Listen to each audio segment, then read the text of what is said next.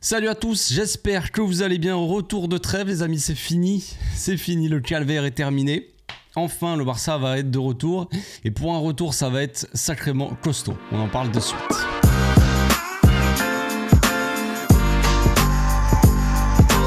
Au passage, n'hésite pas à nous rejoindre si c'est pas encore fait et à partager la chaîne autour de toi, ça fera plaisir à tonton. Retour de trêve donc avec des sujets brûlants d'actualité. On s'est tous posé la question sur Lamine Yamal, est-ce qu'il est blessé? Est-ce qu'il n'est pas blessé? En tout cas, il devrait être laissé de repos pour le match de Séville qui arrive ce week-end. Il y a aussi Robert Lewandowski qui a pris un petit coup aussi en sélection et pas un petit godet.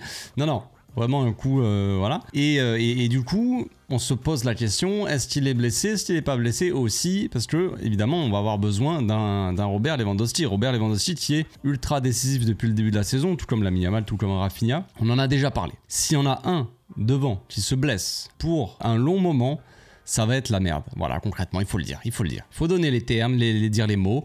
C'est comme ça. Si Lamine Yamal ne joue pas, qui joue à sa place? Alors oui, on va pouvoir mettre un tel, mais combien de temps? Et est-ce que ça va être aussi efficace? Non, vous le savez très bien. Si on enlève Lewandowski en attaque et qu'on met Ansu Fati ou Pau Vitor, ça sera pas la même chose, on le sait. Lewandowski, depuis le début de la saison, il marche sur l'eau, il marque but sur but. C'est pas possible de s'en passer. Tout comme Rafinha, vous savez bien, qui a marqué avec le Brésil hier, je crois, dans la nuit. Et voilà, tu enlèves Rafinha, tu mets que ça soit Ansu Fati, Pau Vitor. Parce qu'en fait, les remplaçants concrètement de l'équipe première, il reste que ça. Ansu Fati, Pau Vitor, c'est tout. C'est tout ce qu'on a en doublure pour l'attaque. Donc s'il y en a un qui se blesse, c'est la merde. Mais ça pourrait être pire. Pour être pire, on pourrait se retrouver avec un attaquant qui, je sais pas, qui se focus sur autre chose, je sais pas, sur des voyages en Suède et je n'irai pas plus loin que ça, mais ça pourrait être pire. La situation de nos attaquants pourrait être pire que ça. Et même au club. Parce que l'affaire Negreira, voilà, dès qu'on gagne, évidemment, ça ressort l'affaire Negreira. Mais il pourrait y avoir des affaires un peu plus sales que ça. Beaucoup plus sales, moralement parlant. Mais ça va. Pour l'instant, on est bien, on s'en sort bien, nous, de ce côté-là. On traîne pas dans des affaires louches, quoi. Triste football. Enfin bref, la trêve, elle est finie et on va pouvoir se concentrer un petit peu plus sur le Barça et avec un retour aux affaires bien costaud, comme il faut.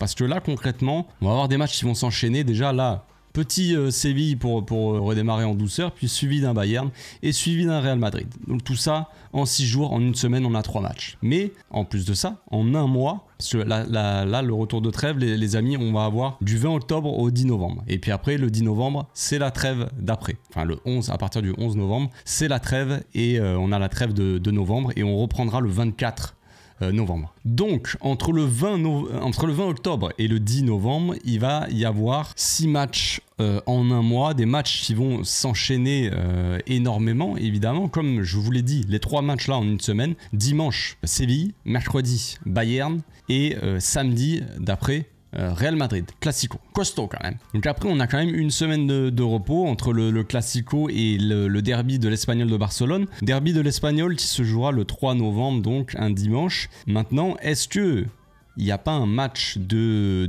Coupe d'Espagne qui va se glisser entre ça? Je ne sais pas quand est-ce que démarre la Coupe d'Espagne, je vous avoue. Je n'ai pas trop vu ça passer, mais bon, pour le moment, à l'instant T, on a quand même une semaine de repos. Yes, c'est cool. Les joueurs peuvent un petit peu souffler. Juste normalement en fait, d'un week-end à l'autre. Classique. C'est juste que ça fait bizarre de ne pas avoir un match tous les 3 jours en milieu de semaine, tellement qu'il y en a, mais voilà, c'est le cas en tout cas. Puis après on redémarre, hein. Évidemment, le 3 novembre, donc le derby de l'Espagnol.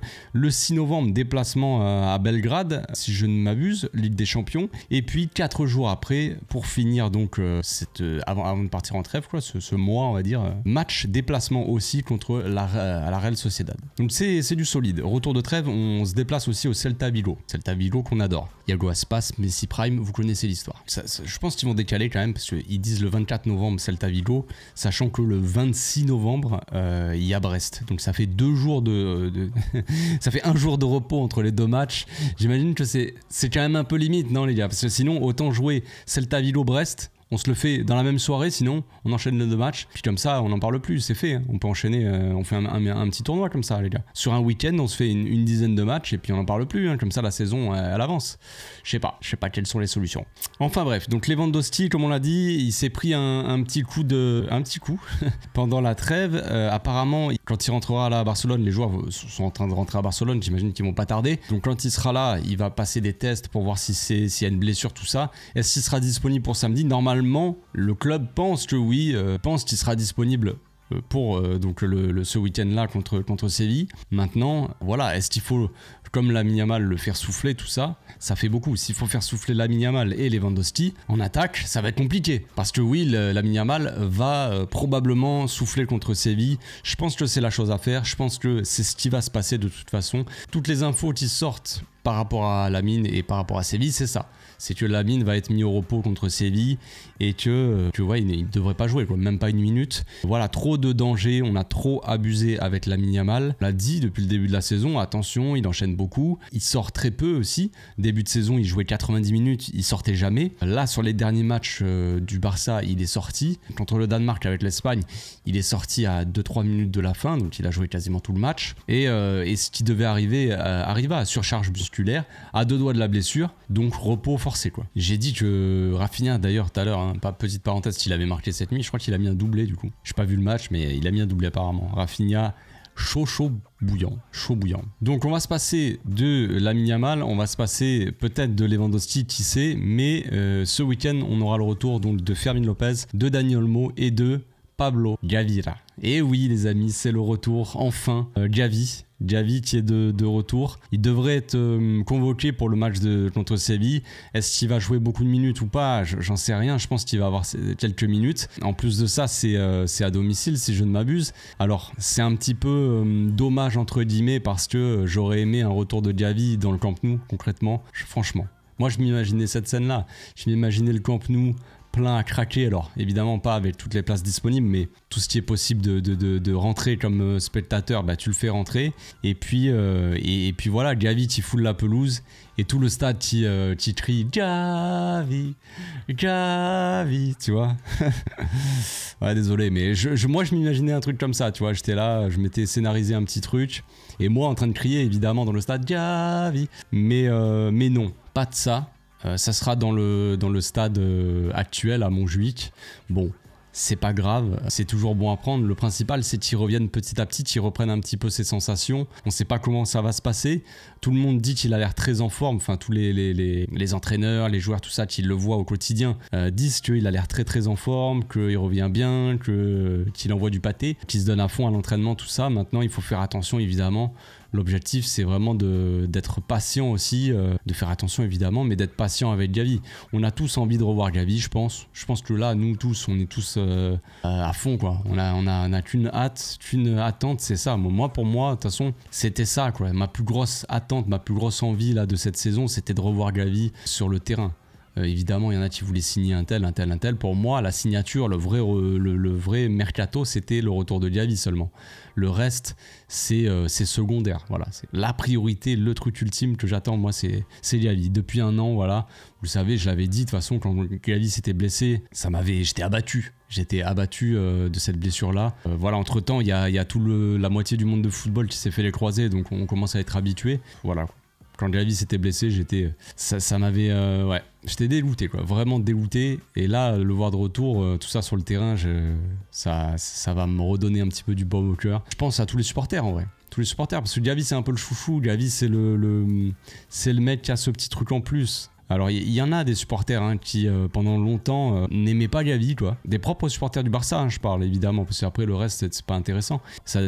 Moi ça m'importe peu. Je pense les supporters d'autres équipes qui n'aiment pas nos joueurs, bon ok, si tu veux, fais-toi plaisir. Mais que nos propres supporters n'aiment pas Gavi alors qu'il s'est toujours donné à 100%, que c'est un enfant du club, tout ça, j'avoue que j'ai toujours eu du mal à le comprendre. On peut ne pas être fan, dire que je préfère Pedri, il est plus fort. Oui, si tu veux. Mais de là à dire j'aime pas Gavi, tu vois, c'est fort quand même, je trouve. C'est un peu fort de café. Ça me paraît un peu excessif. Surtout que ce gars-là est monumental.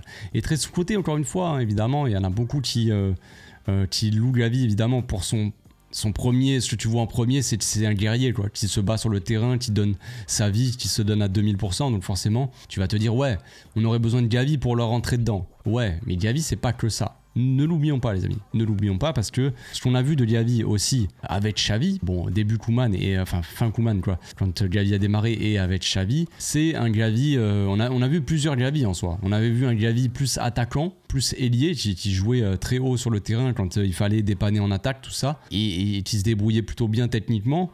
On a vu un Gavi guerrier aussi au milieu de terrain, même en attaque, mais voilà, plus un Gavi qui était vraiment guerrier. Mais on a tendance à oublier que Gavi est très technique aussi, et je pense qu'il peut marquer, avec le temps il pourra marquer aussi beaucoup de buts.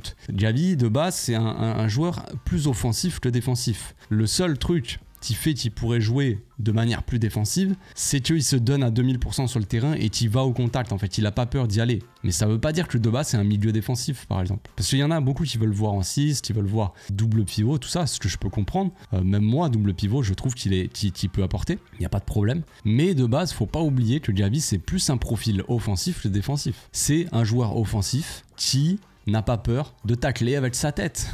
C'est un joueur très complet aussi. Voilà. Peut-être que potentiellement ça peut devenir le joueur ultime. Qui sait? J'en sais rien, mais j'ai envie de voir aussi Gavi sous Flick. On voit que là, l'équipe, elle fonctionne très bien aussi depuis que Flick est arrivé. L'équipe, elle fonctionne très très bien avec un effectif assez réduit. Bon, en attaque, ça changera pas, sauf si au mercato d'hiver, on va chercher quelqu'un. Soit l'attaque, elle est quand même très légère. Mais au milieu de terrain, il va y avoir beaucoup de milieux là qui vont revenir. On va avoir le choix, des profils différents, tout ça. On va pouvoir un petit peu se faire plaisir et faire des rotations. Comme je l'ai dit, les Flick a réussi à obtenir ce qu'il pouvait le mieux obtenir, quoi, on va dire, je sais pas si c'est français, mais le maximum de potentiel de ses joueurs. Que ce soit Casado, que ce soit Bernal au début, que ce soit Dani Olmo, Pedri. On sent que les joueurs sont bien dans ce système, qui produisent un beau football, qui sont à l'aise. Et pour les types, ça marche très très bien. Rafinha devant, tout ça. Ferran Torres. Bon bref, il y a des couacs. Oui, Ferran Torres, Gérard Martin par exemple, voilà. Mais Inigo Martinez, très bon. Koundé évidemment, toujours très bon. Bon voilà, il y avait Ter Stegen, mais c'est différent. C'est pas un joueur de système, voilà, c'est un gardien, donc c'est autre chose. Mais il y a quasiment tout fonctionne très bien et j'ai hâte de voir un mec comme Gavi aussi s'intégrer dans ce collectif-là et voir ce que Flick va pouvoir faire avec Gavi. Parce qu'on dit souvent Flick c'est l'intensité, c'est l'agressivité, le pressing, tout ça.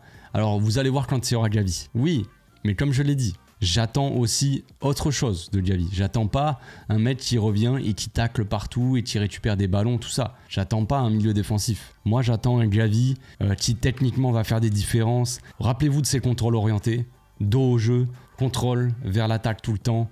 Ces petites croquetas, ces petits trucs comme ça. J'attends un Gavi plus offensif. Là, on a une équipe du Barça, les amis, qui est beaucoup plus offensive. Même le pivot, des fois, il se retrouve à aller en attaque, à échanger. On l'avait vu échanger sa position avec un autre milieu. On l'a vu dans les analyses il n'y a pas si longtemps.